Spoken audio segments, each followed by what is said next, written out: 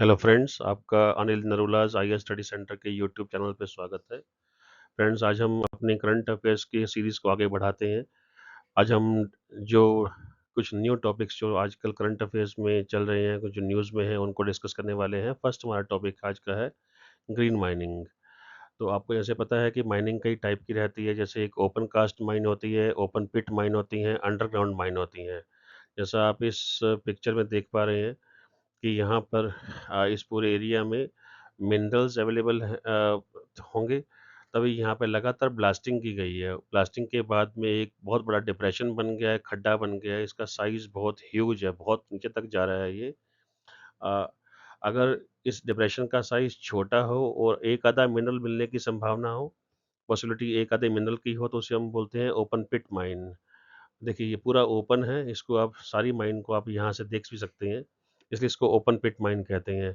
अगर उसका डिप्रेशन का साइज़, खड्डे का साइज़, माइन का साइज़ काफ़ी बड़ा हो, उसे हम बोलते हैं open cast mine. Open cast mine में क्या रहता है कि आपको एक से ज़्यादा मोर देन 1 मिनरल्स के कॉम्बिनेशन के मिलने के चांसेस भी ज़्यादा रहते हैं।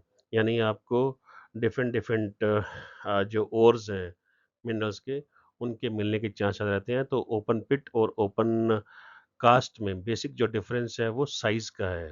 तो ओपन पिट छोटी साइज़ का रहेगा और ओपन कास्ट जो है बड़ी साइज़ का रहता है। जो ये आप माइन देख रहे हैं, ये दिख रही है आपको, इसमें आपको ऑब्ज़र्व आपने किया हो जैसे कर रहे हैं आप कि यहाँ पर सरफेस पे बोरिंग की गई है। मान लीजिए एक सरफेस है, तो यहाँ पे बोरिंग की इसमें पहले एक होल बनाया गया, उसके बाद इस जगह पे एक हॉरिज़ॉन्टल तरीके से इस जगह से माइन जो है बनाई गई है। ये आपको व्हीकल दिख रहा है, ये कोल माइनिंग वाला है। ये कोल को निकाल रहा है और ये अंडरग्राउंड माइनिंग है। इससे जो ऊपर का पूरा एरिया जो है वो ख़राब होने से बच गया है। अब देखिए, अगर हम ये वाली माइनिंग करते हैं, इस माइनिंग में क्या हो रहा है, इसमें लैंड ख़राब हो रहा है। अगर मान लो लैंड पे कोई फ़ॉरेस्ट है, फ़ॉरेस्ट लैंड भी ख़राब हो सकता है, पैस्चर लैंड ख़राब हो सकता है, एग्रीकल्चर लैंड ख़राब हो सकता है, एनवायरनमेंट को नुकसान हो सकता है, जंगल यहाँ से सारे ख़त्म हो सकते हैं। तो काफ़ी प्रॉब्लम रहती है इस तरह की माइनिंग में। तो ये एनवायरनमेंट के लिए ठीक माइनिंग नहीं मानी जाती है, जो हम ओपन पिट या ओपन कास्ट माइनिंग होती है। जो अंडरग्राउंड माइनिंग है, उसपे सिर्फ़ एक आपने होल करना है, उसके बाद में सारी माइनिंग नीचे हो रही है, ग्राउंड के नीचे है, तो उससे आपका पूरा जो फार्म है, फार्म लैंड है, फॉरेस्ट हैं और जो धूल का उड़ना है या फिर जो पॉल्यूशन का है, गैसेस का बाहर निकलना है, वो सब बच जाता है। यानी एनवायरनमेंट को जो नुकसान है, कम से कम होता है। तो ग्रीन माइनिंग का मतलब ही यही है कि माइनिंग ऐसी हो जो सस्टेनेबल हो, जिसमें एनवायरनमेंट को नुकसान कम से कम हो। ऐसी कोई माइनिंग नहीं है जहाँ पे नुकसान नहीं होता एनवायरनमेंट को, लेकिन हम उसे मिनिमाइज करने की कोशिश करते हैं। अ, अभी रिसेंटली हमारी कोल मिनिस्ट्री ने ये अनाउंस किया है कि वो स्लो बाय 2030 में अंडरग्राउंड माइनिंग का जो शेयर है, वो करंट 4% लेवल से 10% लेवल पे ले जाएँगे, ताकि जो हमारी कोल माइनिंग है वो ग्रीन माइनिंग हो सके, जितना उसका मैक्सिमम शेयर उसका इंक्रीज़ हो सके। पूरे वर्ल्ड में जो 50% माइनिंग होती है वो कोल माइनिंग पर्टिकुलरली वो अंडरग्राउंड माइनिंग होती है। यूरोप ने तो अपनी ओपन कास्ट माइनिंग बंद कर दी है।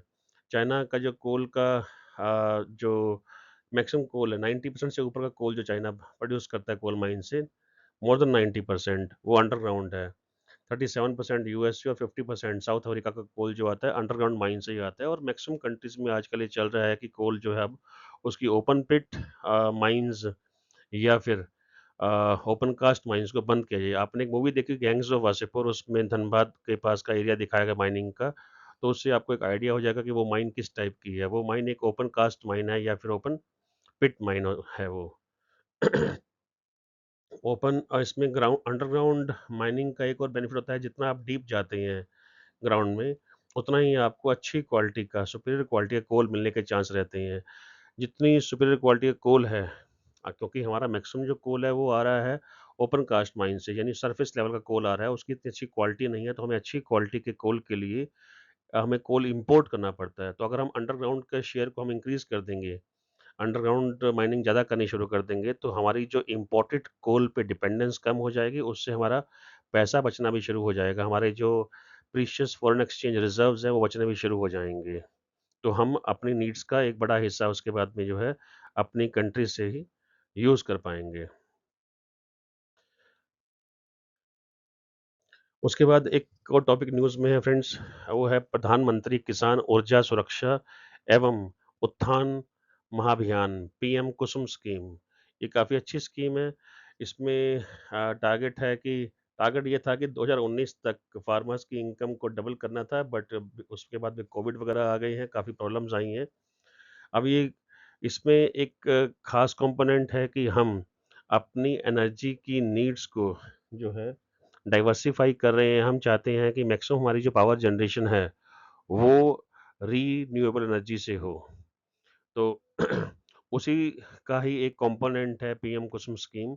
उसमें रीन्यूएबल एनर्जी के डेवलपमेंट के साथ-साथ एक जोर दिया गया है कि उससे फार्मर को भी बेनिफिट हो। तो जो कुसुम स्कीम जो चलाई गई थी पीएम कुसुम स्कीम, उसके 3 बेसिक कंपोनेंट्स हैं कि ये डिसाइड किया गया है कि जो फार्मर्स की ज़मीन है या जो पंचायतों की ज़मीनें हैं, राइट? तो उन ज़मीनों पे हम 10,000 मेगावाट पूरे हिंदुस्तान में, पूरी कंट्री में, पूरे देश में 10,000 मेगावाट के सोलर पावर प्लांट लगाएँ। जो ज़मीनें हैं वो बैरन हो सकती हैं, यानी जहाँ पे खेती-बाड़ी नहीं हो रही है या फिर जो जहाँ खेती-बाड़ी हो रही है, और उस पर 2 मेगावाट के प्लांट जो हैं, वो या तो फार्मर लगाएँ या फिर कोऑपरेटिव्स लगाएँ या पंचायत लगाए।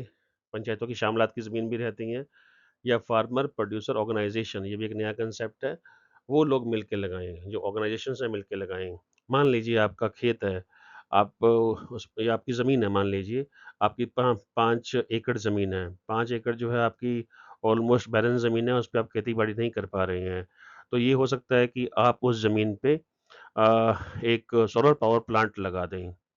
उससे क्या होगा कि जो बिजली बनेगी उस पावर प्लांट से, वो बिजली जो है बाद में ग्रिड से कनेक्ट हो जाएगी और उस बिजली को जो पावर डिस्ट्रीब्यूटिंग डिस्ट्रीब्यूशन कंपनी, जिनको डिस्कॉम्स कहते हैं, पावर डिस्ट्रीब्यूशन कंपनीज़, वो उन्हें परचेज़ कर लेंगी, जो पावर किसान के उस खेत पे सोलर पावर प्लांट से आएगी।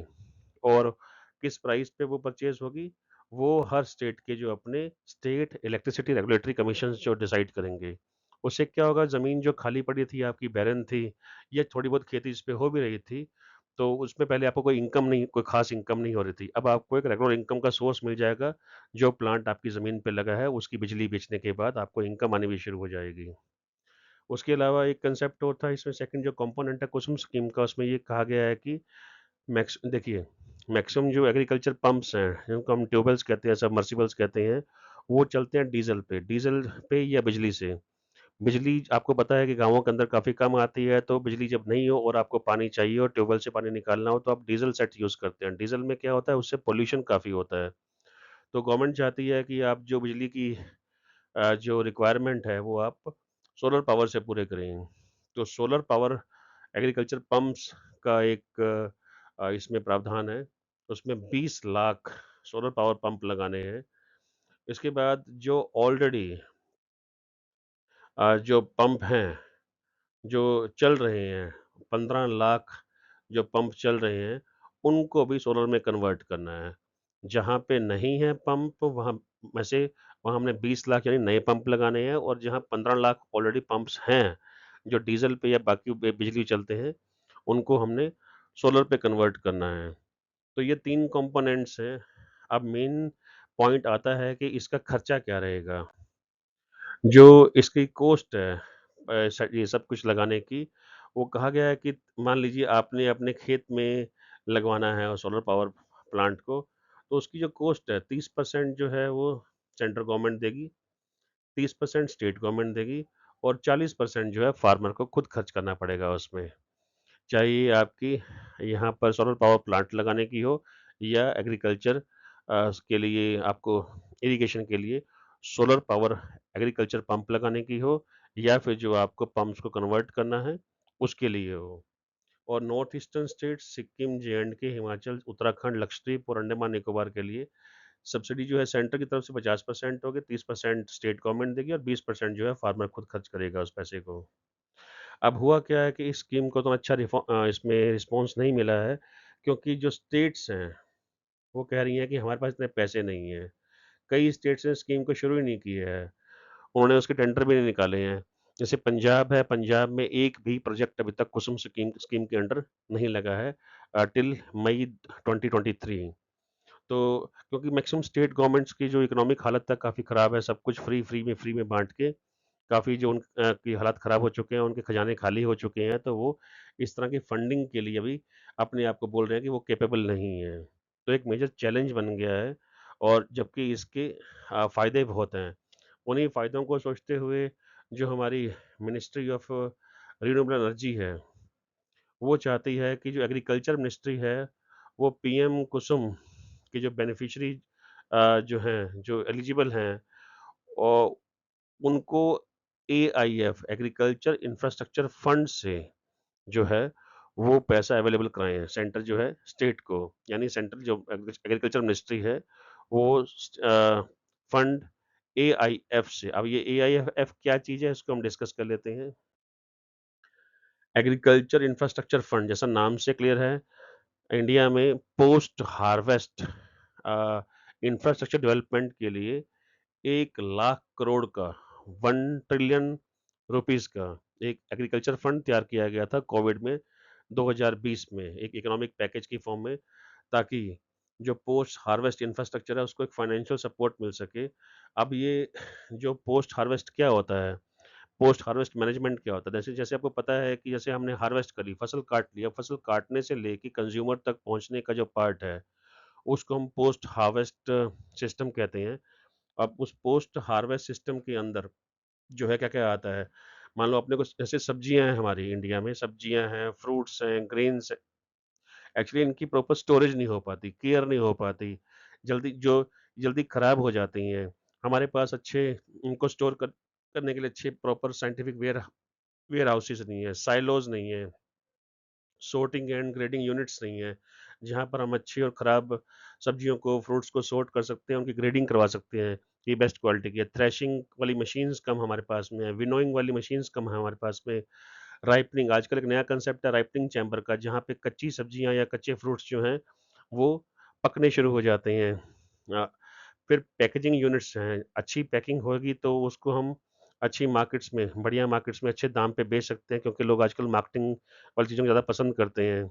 अच्छी ग्रेडिंग होगी, अच्छे ग्रेड के फ्रूट्स होंगे, अच्छी ग्रेड की सब्जियाँ होंगी, उनकी अच्छी पैकेजिंग होंगी तो वो जल्दी बिकती भी हैं। उनको हम एक्सपोर्ट भी कर सकते हैं, लेकिन ये सारी फैसिलिटीज़ जो हैं, ये पैसा डिमांड करती हैं, इंफ्रास्ट्रक्चर डिमांड करती हैं, वो हमारे पास काफ़ी कम है। फिर उसके बाद में इसके लिए अब एलिजिबल कौन-कौन है इस फंड से हेल्प लेने के लिए?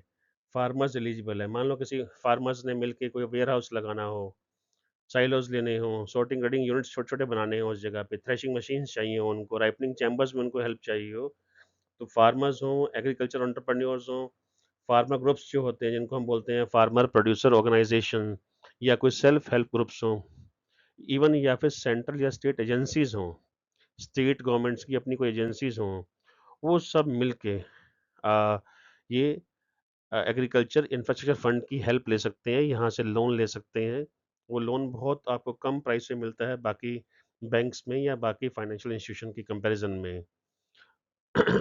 तो उसी उसी सिर्फ़ इसी डेवलपमेंट के लिए पोस्ट हार्वेस्ट इंफ्रास्ट्रक्चर डेवलप करने के लिए ही स्पेशली 1,00,000 करोड़ का ये फंड बनाया गया था। तो अब जो है रिन्यूएबल मिनिस्ट्री चाहती है कि जो एग्रीकल्चर मिनिस्ट्री है इस फंड से भी इन जो स्टेट्स कह रही हैं कि हमारे पास पैसा नहीं है वो सोलर पावर प्लांट्स या सोलर पावर पंप्स लगाने के लिए, तो वो इससे पैसे ले सकें कम प्राइस पे, उधार ले सकें किस्म से।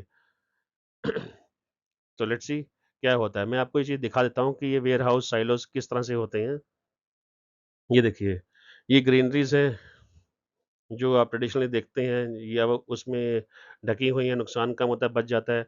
ये साइलोज़ हैं। साइलोज़ में सब चीज़ एयर टाइट हो जाती है, इसमें रखा हुआ जो ग्रेन है, दालें हैं, अब कई-कई साल तक खराब नहीं हो सकती हैं, ये एयर टाइट रहती हैं, इसका एयर निकाल के उसमें वैक्यूम बना कर देते हैं। आजकल एक नया कांसेप्ट है प्लास्टिक के साइलो बैग्स का भी आ गया है ये दिख रहे हैं आप। देन ये कोल्ड स्टोरेज है, आपको एसी के ये दिख रहे होंगे, ये कोल्ड स्टोरेज है। तो यहाँ पर जो आपकी सब्जियाँ हैं, फ्रूट्स हैं, वो सेफ़ रहते हैं, काफ़ी दिन जो उनका जो शेल्फ़ लाइफ़ है बढ़ जाती है। ये सॉर्टिंग और ग्रेडिंग सेंटर है। यहाँ सॉर्टिंग होती है, पैकेजिंग हो रही है, स्मॉल स्मॉल यूनिट्स हैं ये वाले। ये देखिए ये कंबाइन है। ये गाँव में आपको हार्वेस्टिंग मौसम बड़े साफ दिखती हैं, कंबाइन होती है, कॉम्बिनेशन यानी थ्रेशिंग और हार्वेस्टिंग का कॉम्बिनेशन। ये देखिए आप यहाँ पे हार्वेस्ट कर रहे हैं और यहाँ से थ्रेशिंग करके ग्रेन नीचे आ रहे हैं। जो थ्रेशिंग और हार्वेस्टिंग का कॉम्बिनेशन हो जाएगा इसको हम कंबाइन कहते हैं। अगला जो टॉपिक न्यूज़ में है वो है वरुणास्त्र का। वरुणास्त्र जो है अभी रिसेंटली न्यूज़ में था, ये एक एंटी सबमरीन जो एक हमारी टॉर्पीडो है, एंटी सबमरीन या फिर एंटी शिप टॉर्पीडो है। और ये रिसेंटली हमने इसको अभी डीआरडीओ ने और भारत डायनामिक्स लिमिटेड ने बीडीएल ने मिलके बनाया है। और इसको आप शिप से, एयरक्राफ्ट से, सबमरीन से कहीं से भी लॉन्च कर सकते हैं। ये आप देख रहे होंगे, ये लॉन्च करके दिख रहे हैं शिप से इसको। और ये इंडिया का पहला इंडिजिनसली जो हमने खुद बनाया है हैवी वेट टॉर्पीडो है और इसकी 40 किलोमीटर की इसकी रेंज है, यानी 40 किलोमीटर तक के टारगेट को ये आराम से भेज सकता है ये। और इसकी खासियत ये है कि जैसे सी कभी कई बार बहुत रफ होता है, उसमें काफ़ी नॉइस होती है, तो उस नॉइसी सी एनवायरनमेंट में भी ये अपने टारगेट्स को ईज़िली हिट कर सकता है। और जैसे ये बनाया है हमने अपनी कंट्री में बनाया, इसको डेवलप किया है, तो अब तक जो हैवी वेट टॉर्पीडोज़ जो थे, वो बाहर की कंट्री से, जैसे इज़राइल से, हम इंग्लैंड से, अमेरिका से, रशिया से, इनसे परचेज़ कर रहे थे। तो इसको बनाने के बाद में नॉट ओनली हम सेल्फ सफिशिएंट होंगे, बस हम बाद में हो सकता है कि हम और दूसरी कंट्रीज़ को हम इसको एक्सपोर्ट भी कर पाएँ। तो ये आत्मनिर्भर भारत के अंडर एक स्टेप लिया गया है और ये एक वेलकम स्टेप है। तो फ्रेंड्स, अगर आपको ये हमारे करंट अफेयर्स अच्छे लगे हों, ये सीरीज़ आपको अच्छी लगी हो, तो आप प्लीज़ हमें जॉइन कीजिए। आप हमारा चैनल सब्सक्राइब कीजिए और बेल आइकन का बटन दबाइए ताकि हम आपको ऐसे करंट अफेयर्स लगातार भेजते रहें। धन्यवाद। जय हिंद।